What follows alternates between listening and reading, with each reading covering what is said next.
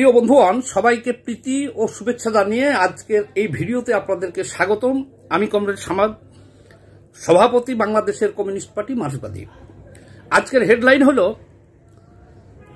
Kings party গঠন করে doctor Yunus কি আজীবন ক্ষমতায় থেকে যেতে চায়। আজকের টপিকটা এই জন্যই দিয়েছি, এটা নিয়ে দেশ বিদেশে এবং রাজনৈতিক মহলে ব্যাপক হইচই চলতেছে।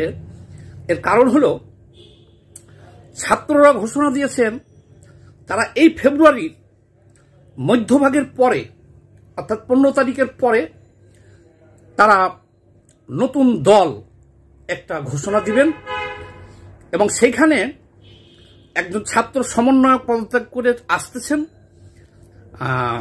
যোগ দিবে সেই দলে। আর বাকি আরো যে দুইজন আছে ছাত্র সমন্বয়ক, তারা সময় মতো যে কোনো সুবিধা মতো সময়ে এসে এই পার্টিতে যোগ দিবে। জয় হিন্দ বন্ধুরা, আমি দীপ আর আপনারা দেখছেন আপডেট ইন্ডিয়া বাংলা। বন্ধুরা, আপনারা এই মুহূর্তে যে ভিডিও শুরুর পূর্বে আব্দুস সামাদ্দার যে ভিডিও ক্লিপটি দেখলেন, সেটা দেখে আশা করি আপনারা বুঝে গেছেন উনি কি বলতে চেয়েছে। কেননা ওনার কথা অনুসারে বর্তমান সময়ে ক্ষমতায় থাকা ইউনূস মিয়া বা ইউনূস চাচা, উনি কিং পার্টি তৈরি করে উনি কি পুরোপুরিভাবে দেশের ভেতরে আবার তার শক্তপোক্ত জায়গা তৈরি করার জন্য এই সমস্ত কিছু করছে। কারণ আপনারা জানেন দেশের অর্থনৈতিক অবস্থা খুবই খারাপ। এই অর্থনীতিকে শক্ত করার জন্য, চারিদিক থেকে ভিক্ষা পাওয়ার জন্য উনি কোথায় কোথায় না ছুটেছেন। তার মধ্যে সব থেকে বড় ঝটকাটা দিয়ে দিয়েছে আমেরিকা। আমেরিকা তাদেরকে যে ফান্ডিং দেয় সেটা বন্ধ, সহায়তা দেয় সেটা বন্ধ। বলতে পারেন একরকম ভাবে আমেরিকার তরফ থেকে সমস্ত সহায়তা বন্ধ। কিন্তু জানি না ভারত কেন এখনো পর্যন্ত এই ভিখারি জনমদুখিনী কাঙাল ভারত বিরোধীদের এখনো পর্যন্ত আবারও নতুন ভাবে সহায়তা প্যাকেজকে ঘোষণা করলো। দেখুন, যত বড় প্যাকেজকে ঘোষণা করেছে, এত বড় প্যাকেজ 3 থেকে 5 গুণ হয়ে আবারও কিন্তু এই বাংলাদেশিরাই ভারতের পিছনে বাঁশ হিসাবে রিটার্ন দেবে। কেননা এদের জাতিটা হচ্ছে গদ্দার, গদ্দারি এদের খুনে রয়েছে। আর এই জন্য আমার মতে এখনো পর্যন্ত, বিশেষ করে যতদিন না শেখ হাসিনা ক্ষমতায় না ফিরছে বা অন্য কোনো একটা ভালো সরকার তৈরি না হচ্ছে, ততদিন পর্যন্ত বাংলাদেশকে কোনো রকম সহায়তা দেওয়া উচিত ছিল না। কিন্তু যেটাই হোক, পুরো বিষয়টিকে নিয়ে আর এই মুহূর্তে ইউনূস চাচাকে নিয়ে আব্দুস সামাদ্দা ভালোভাবে এক্সপ্লেন করেছে। ভিডিওটিকে শেষ পর্যন্ত দেখবেন, ভিডিওটি অনেক ইন্টারেস্টিং হতে চলেছে। তাই ভিডিওটিকে ফাটাফাট লাইক করুন, আর চ্যানেলটিতে নতুন হলে সাবস্ক্রাইব। চলুন দেখিনি কমরেড সামাদ্দা কি বলছে। এটা মূলত ওই যে ছাত্র সমন্বয়করা একটা নাগরিক কমিটি করেছেন, আর বৈষম্য বিরোধী ছাত্র আন্দোলন ছাত্ররা মিলিতভাবে করতেছেন। কিন্তু এইখানে ডক্টর মোহাম্মদ ইউনূসের নামটা কিভাবে আসলো? এখানে ডক্টর মোহাম্মদ ইউনূসের নামটা আসলো, উনি আন্তর্জাতিক একটা মিডিয়ায় সাক্ষাতে বলেছেন যে ছাত্ররা একটা রাজনৈতিক দল গঠন করতেছেন এবং এর জন্য সারা দেশে ব্যাপকভাবে কাজ করছেন। এটা আন্তর্জাতিক মিডিয়াতে ডক্টর মোহাম্মদ ইউনূস বলেছেন। যেমন ইতিপূর্বে আমাদের ছাত্র উপদেষ্টা সমন্বয়ক মাহফুজকে পরিচয় করে দিয়েছিলেন যে ইনি মাস্টার মাইন্ড ছিল গত বিপ্লব বলেন আর অভ্যুত্থান বলেন অভ্যুত্থানের। সেইভাবেই এখন এই কারণেই সবাই ধরেই নিয়েছে যে এই দলটা করতেছেন ডক্টর মোহাম্মদ ইউনূস, যে উনি আগবাড়াইয়া একেবারে বিশ্ব মিডিয়ায় ঘোষণা দিয়ে ফেলেছেন। আর এটা বুঝতে কারো বেশি অসুবিধা হয় না। যে আশঙ্কাটা বিএনপি অনেক আগের থেকে বলে আসতেছিল, তারা আমরাও বলেছি যে হয়তোবা ডক্টর মোহাম্মদ ইউনূস একটা কিংস পার্টি গঠন করিয়া রাষ্ট্রীয় ক্ষমতায় থেকে যেতে পারে আজীবন। এখন আপাত দৃষ্টিতে মনে হচ্ছে পরিস্থিতি ওই দিকেই যাচ্ছে এবং সারা দেশের রাজনৈতিক মহল এবং আন্তর্জাতিক মহল এটা নিয়ে চুলচেরা বিশ্লেষণ করতেছে এবং আমরাও একটু বিশ্লেষণ করে দেখি যে ব্যাপারটা আসলে কি। আচ্ছা, শুধু যে ডক্টর মোহাম্মদ ইউনূস বলেছেন, ছাত্ররা বলেছেন, কিন্তু এখানেই সমাপ্তি নয়। এটা যে করাটা জায়েজ, এর জন্য আবার এই ছাত্রদের পক্ষে বা এই কিংস পার্টি গঠনের পক্ষে ব্যাপকভাবে কি প্রচার হচ্ছে যে কিংস পার্টি গঠন যদি ডক্টর মোহাম্মদ ইউনূসের নেতৃত্বে হয় বা ছাত্ররা করে, তাহলে এটা যে অবৈধ না, করা জায়েজ, জায়েজ করার জন্যে ব্যাপক প্রচার চলতেছে অনলাইনে। এই প্রচারণাগুলোর ধরনগুলো আমি একটু বলি। সর্বপ্রথম বলা হচ্ছে যে, নাম বলবো, আমেরিকার থেকে মিনা ফারহা নামে একজন প্রতিদিন ভিডিও করতেছে, ইলিয়াস হোসেন ভিডিও করতেছে, পিনাকি ভট্টাচার্য ভিডিও করতেছে, আর দেশ বিদেশের আরো অসংখ্য জন এটার পক্ষে ছাপাই গেতেছে। তাহলে কিংস পার্টি গঠন করা যে জায়েজ, তারা কি কি ছাপাই গেতেছে আমি একটু বলি আপনাদেরকে। তারা বলতেছে জিয়াউর রহমান ক্ষমতায় থেকে দল গঠন করেছিল, সেটাও কিংস পার্টি। এরশাদ সাহেব ক্ষমতায় থেকে জাতীয় পার্টি গঠন করেছিল, সেটাও কিংস পার্টি। আবার আজকে একটা লেখায় পড়লাম, তারা আরো এক ধাপ আগায় গেছে, যাওয়ার পরে বলতেছে বঙ্গবন্ধু শেখ মুজিবুর রহমান যে বাকশাল গঠন করেছিলেন শেষে, সেটাই ছিল কিংস পার্টি। তাহলে ডক্টর ইউনূস যদি সরাসরি কিংস পার্টি গঠন করে, তাহলে এটা উনি পারবেন না কেন? এই বিষয়টাই আমরা একটু আলোচনা করি। আচ্ছা, আলোচনার বিষয়টা হলো, দেখেন, এই যে চারজন ব্যক্তি, যেমন এখানে শেখ মুজিবুর রহমান সাহেবকে আনা হয়েছে, জেনারেল এরশাদকে কিংস পার্টি বলা হচ্ছে, তারপরে আবার জিয়াউর রহমানের কিংস পার্টির কথা বলা হচ্ছে। এখন এই চারজন ব্যক্তির যদি ব্যক্তি হিসেবে চারজন লোকের তুলনা করেন, আর বর্তমান দেশের রাজনৈতিক পরিস্থিতি আর সেই সময়ের রাজনৈতিক পরিস্থিতি আমরা তুলনা করি, তাহলে কি দেখব আমরা? বঙ্গবন্ধু শেখ মুজিবুর রহমানের সুদীর্ঘ একটা রাজনৈতিক ইতিহাস ছিল। উনি সুদীর্ঘ বছর রাজনৈতিক ময়দানে আপাতমস্তক একজন রাজনীতিক ছিলেন, লড়াই করেছিলেন, ভুল ত্রুটির ঊর্ধ্বে মানুষ না। উনি 12-14 বছর জেল খেটেছেন এবং তার গঠিত দল হাত ধরে এই বাংলাদেশ স্বাধীন হয়েছে, এটা তো সত্য। কাজেই বঙ্গবন্ধুর সাথে বাকশালের সাথে ডক্টর ইউনূসের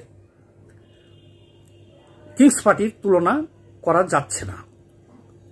কারণ ওই যে বললাম যে কোন ব্যক্তির কতটুকু গ্রহণযোগ্যতা রাজনৈতিক ক্ষেত্রে বা দেশ পরিচালনার ক্ষেত্রে, বা ব্যক্তিটা কে, এটা আমরা তুলনামূলকভাবে আলোচনা করতে যাওয়ার পরে প্রথমেই কিন্তু ডক্টর ইউনূস সাহেব আর বঙ্গবন্ধুর যে বাকশাল কিংস পার্টি বলা হচ্ছে, এটা কিন্তু ধোপে টিকে না। 2,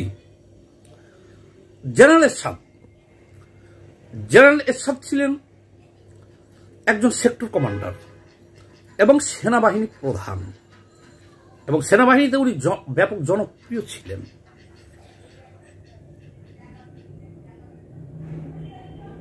বঙ্গবন্ধু শেখ মুজিবুর রহমান সপরিবারে নিহত হওয়ার পরে যে রাজনৈতিক শূন্যতাটা ছিল, মানে শেখ পরিবারের কেউ এখানে হাল ধরার মতো ছিল না। একমাত্র প্রতিদ্বন্দ্বী ছিল জাসদ, কর্নেল তাহের। তো সে পরাজিত হয়, যেভাবেই হোক, ওটা আর এক ইতিহাস। জিয়াউর রহমান ক্ষমতায় চলে আসে।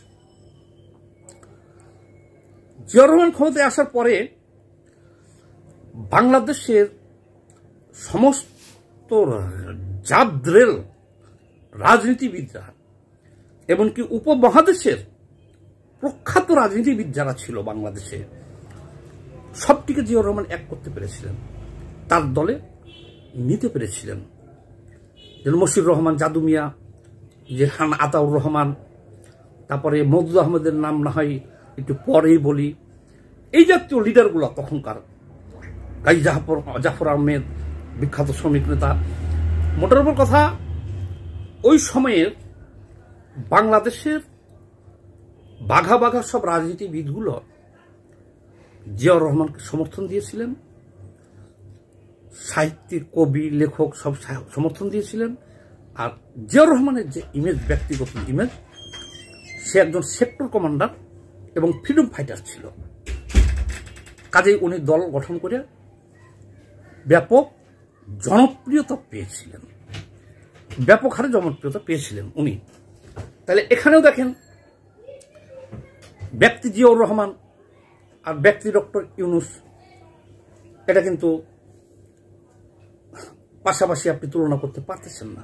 কি কারণে পারতেছেন না এটা আমি পরে বলবো। এটা দুইটা প্রেক্ষাপট গেল। 3 নম্বরে আসলো জেনারেল এরশাদ কিংস পার্টি গঠন করছিল। জেনারেল এরশাদ উনি সেনাপ্রধান ছিলেন। জিয়াউর রহমান যখন নিহত হন, মারা যান, ব্যাপক জনপ্রিয় ছিল জিয়াউর রহমান, উনি মারা গেলেন, কিন্তু তার কোনো উত্তরসূরি ছিল না। জিয়া পরিবারের কেউ কিন্তু রাজনীতিতে তখন আসে নাই। জিয়াউর রহমান হত্যাকাণ্ডের পর তার পরিবার শোকে মুহ্যমান ছিল।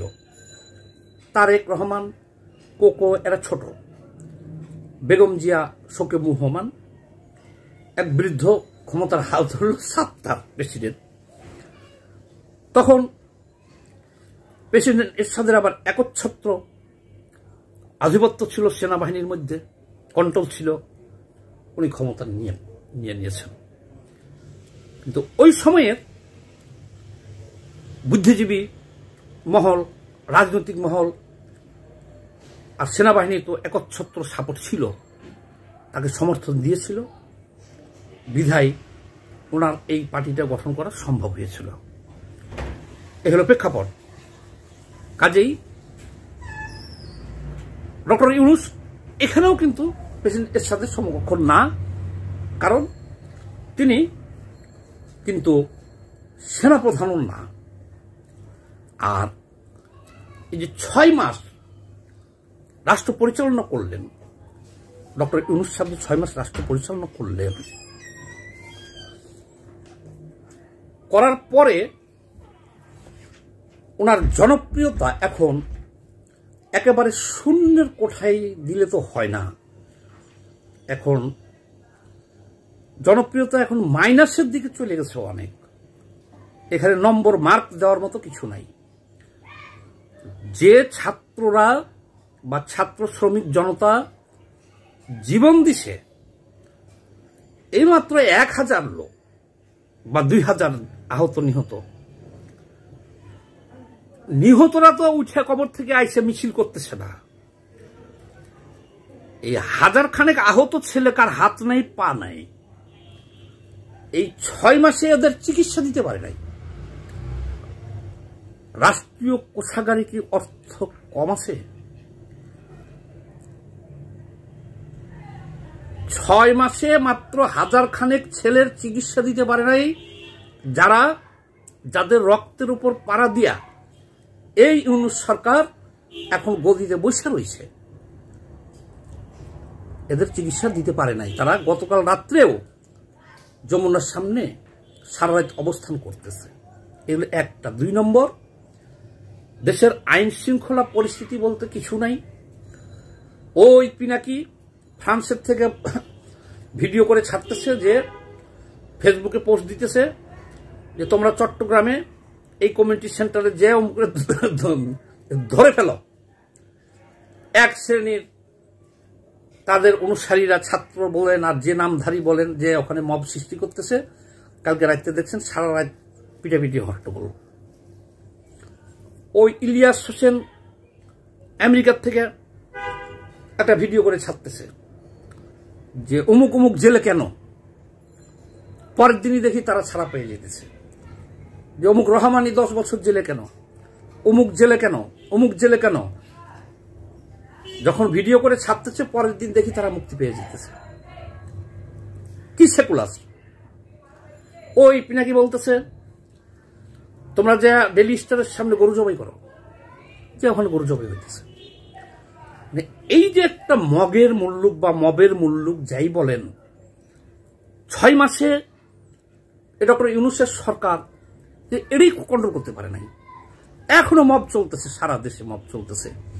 মাজার ভাঙ্গা, মসজিদ ভাঙ্গা, পীরের দরবারের গরু বাছুর লুট করা, হিন্দুদের বাড়িঘর ভাঙ্গা, নারীদের ফুটবল খেলতে না দেওয়া, ফুটবল মাঠ ভাঙিয়ে দেওয়া, কোনোখানে গানের স্টেজ করলে ভাঙিয়ে দিতেছে, কোনো নায়িকা যাইতে পারতেছে না কোনো শোরুম উদ্বোধনে, অভিনয় তো পরের কথা, শোরুম উদ্বোধন করতে ভেঙে ফেলা হইতেছে, দেশের প্রায় 20-25টা শিল্পকলা একাডেমি ভেঙে ফেলা হইতেছে, কোথাও কোনো নাটক করতে দিতেছে না। অর্থাৎ এটা কে করতেছে? এখানে করতেছে হলো ওই যে মবের মুল্লুক বলে না, এখন দেশটা চালাইতেছে শত শত না হাজার হাজার গোষ্ঠী তৈরি হয়েছে। কিছু লোক এক জায়গাতে হইতেছে, হওয়ার পরে যেটা করার দরকার সেটা করতেছে। অথচ ডক্টর ইউনূসের হাতে হলো সেনাবাহিনী, মাঠেও রাখছে সেনাবাহিনী ম্যাজিস্ট্রেসি পাওয়ার দিয়ে। চরম বিশৃঙ্খলা সারা দেশে, আইন শৃঙ্খলা পরিস্থিতি, দ্রব্যমূল্যের ঊর্ধ্বগতি, ব্যবসা বাণিজ্য নাই, বেকারত্ব বাড়তে চলে। এই 6 মাসে ডক্টর ইউনূসের জনপ্রিয়তাটা চলে গেছে মাইনাসের দিকে। এবার আসেন ব্যক্তি হিসেবে ডক্টর ইউনূস সম্পর্কে, আমি না, মানুষে কি বলতেছে। মানুষে বলতেছে যে ডক্টর মোহাম্মদ ইউনূস সারা জীবনে কাউকে 1 টাকা ভিক্ষা দেয় নাই। এদেশে যত ঝড় তুফান বন্যা যত প্রাকৃতিক দুর্যোগ আসছে, কোনদিন উনি 500 টাকা কাউকে দেয় নাই, বিপদে কারো পাশে দাঁড়ায় নাই, ওনাকে পাওয়া যায় নাই। উনি নোবেল পুরস্কার পেয়েছেন এদেশের গরিব মানুষের টাকা গ্রামীণ ব্যাংক করিয়া। তো পৃথিবীর যারা নোবেল পুরস্কার পেয়েছে আমরা দেখেছি বেশিরভাগই সেই নোবেল প্রাইজের মানিটা তারা দান করে দেয়, বিভিন্ন দাতব্য হাসপাতালে বা কোনো প্রতিষ্ঠানে মানব কল্যাণের কাজে লাগাই দেয়। কিন্তু ডক্টর মোহাম্মদ ইউনূস 500 টাকা কোথাও দিয়েছে এরকম রেকর্ড নাই। এগুলো বলছে, জনগণ আলোচনা করতেছে, আমরা যে জনগণের সাথে মিশি তারা বলতেছে ওনার সফলতা হলো একটা জায়গায়, ওনার পরিচয় হলো উনি সুদখোর। আরে বাবা, সুদখোর তো সব ব্যাংকই তো সুদ খায়। বলতেছে সব ব্যাংকের সুদ খাওয়া আর এই সুদ খাওয়া ভিন্ন। এই ব্যাংকের সুদ অনেক বেশি এবং অন্যান্য ব্যাংকের টাকা নিয়ে 2-4 বছর না দিলে 2-4 বছর পরে মামলা হয়, আর গ্রামীণ ব্যাংকের টাকা নিয়ে একটা কিস্তি দিতে না পারলে ঘরের টিন খুলে নিয়ে যায়, না হলে বাড়িঘর ছেড়ে পালিয়ে যেতে হয়। এটা ভয়ানক একটা ব্যাংক, এটা জনগণ বলতেছে। আচ্ছা যাক, তারপরে কি হয়েছে? ডক্টর ইউনূস সাহেব ক্ষমতায় আসার পরে 606 কোটি টাকা তার সরকারের ঘরে সুদ জমা দেওয়ার কথা ছিল, ট্যাক্স, যেটা হাইকোর্টের রায়ও আছে যে তাকে এটা দিতে হবে। উনি ক্ষমতায় আসার পরেই এটা মাফ করে নিল কেন? উনি নিজেরটা উনি বলতে পারে এটা অন্যায়, তাহলে অন্যায় হলে এটা কোর্টে দিত। উনি কলমের 1 খুঁচে এটা মাফ করে নিলেন 606 কোটি টাকা। আবার গ্রামীণ ব্যাংক আগামী 5 বছর 2029 সাল পর্যন্ত কোনো সুদ দিবে না, কোনো লাভ দিতে হবে না, সরকারের ট্যাক্স দিতে হবে না, কত হাজার কোটি টাকা অ্যাডভান্স মাফ করে নিলেন উনি। এটা কেমন একটা রাষ্ট্রনায়ক? এটা বলতেছে, জনগণ বলতেছে এটা। তারপরে এখন ভিডিও অনেক বড় হয়ে যাচ্ছে, আমি শেষে একটা কথা বলি যে এই যে উনার ব্যক্তিগত ইমেজটা এত ডাউন, উনি একজন মেম্বার হতে দাঁড়াইলে বাংলাদেশের কোথাও আমার মনে হয় না মেম্বার 500 ভোট পাইলে একটা মেম্বার হয়, এটা সম্ভব না ওনার পক্ষে। 2007 সালে একবার উনি কিংস পার্টি করতে চাইছিল, একটা পার্টি করতে চাইছিল কিংস পার্টি, উনি সারা পায় নাই। কাজেই উনি আবারও একটা ভুল পথে গেছে, উনি সফল হবে না। এখন আগে যারা পার্টি করেছে ক্ষমতায় থেকে তারা বাঘা বাঘা সব নেতাদেরকে নিয়ে নিজের ব্যক্তিগত ইমেজগুলো তো আমি বললাম এইভাবে তারা করেছিল। আর এখন ওনার ব্যক্তিগত ইমেজ বলতে তো কিছুই নাই, আর সাথে কিছু ছেলে ছোকরা না বাড়ল, এরা একজন রাজনীতিবিদের সামনে দাঁড়াইতে পারবে? হ্যাঁ, এখন উনি যদি বলে যে সেনাবাহিনীর উপর ভর করে আমরা কিংস পার্টি গঠন করে ক্ষমতায় থেকে যাব, ভোট সেভাবেই করবো, শেখ হাসিনার মতন করে করবো ভোট, সেটা ভিন্ন কথা। কিন্তু এখানে কথা আছে, মনে রাখতে হবে উনি কিন্তু সেনাপ্রধান না। সেনাবাহিনীতে ওনার একছত্র এই ক্ষমতা আছে কি না জনগণ ভেবে দেখবে। আমি সবশেষে একটা গল্প বলি, দেখেন। গল্প হলো কি, একজন লোককে কুত্তা মাসুদ ডাকতো সবাই।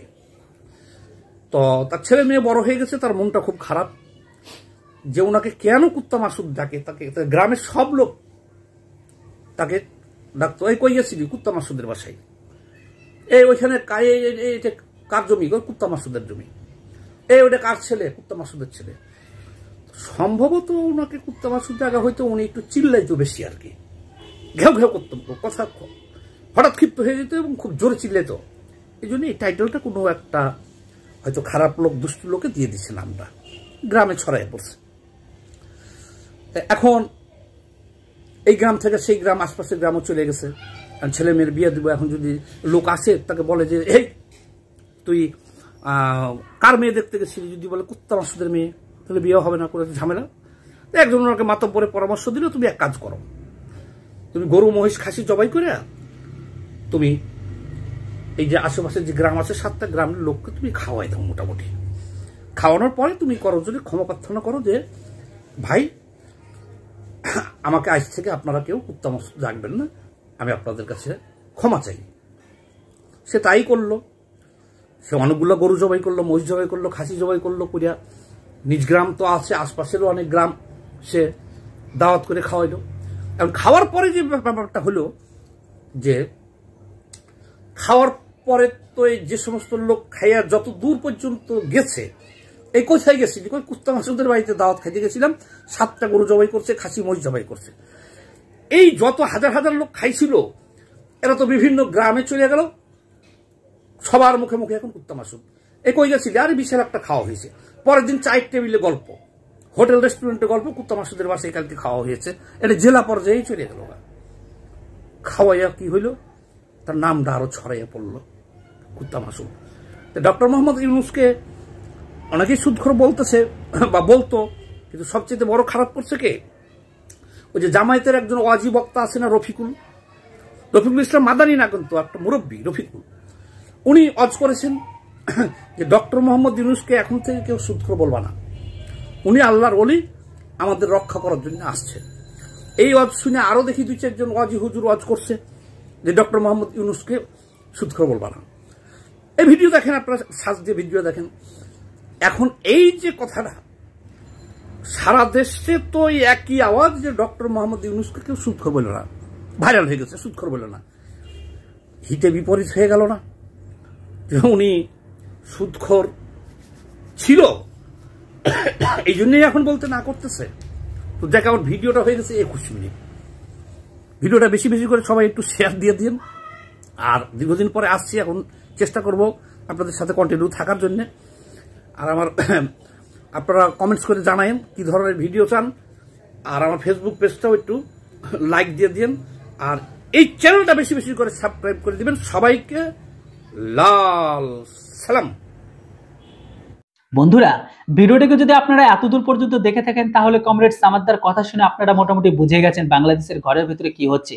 কেননা পরপর আমি বাংলাদেশের ঘরের ভিতরে শেখ ফরিদার কমরেড সামাদ্দাকে নিয়ে টোটাল আজকে 3টে ভিডিও আপলোড করেছি, অল ওভার পরিস্থিতিতে আপনাদের সামনে তুলে ধরছি।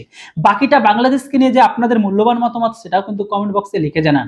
আর সাথে এটাও লিখতে ভুলবেন না, আমাদের কি বাংলাদেশকে এখনো পর্যন্ত যেভাবে ভারত বিরোধিতা করছে আর ভারতের সম্পর্কে হেড স্পিচ আর ভারতকে যেভাবে খারাপ বিঙ্গরু, যেভাবে খারাপ আর ব্যঙ্গাত্মক মনোভাব নিয়ে বা ভারত বিদ্বেষী মনোভাব নিয়ে ভারতের বিরুদ্ধে বা ভারতের খেলাফ যে এজেন্ডাকে চালাচ্ছে, এত কিছু দেখার পরে তাদেরকে সহায়তা করা। অবশ্যই আপনাদের মূল্যবান মতামত লিখতে কেউ ভুলবেন না। Thanks for watching. জয় হিন্দ, বন্দে মাতরম।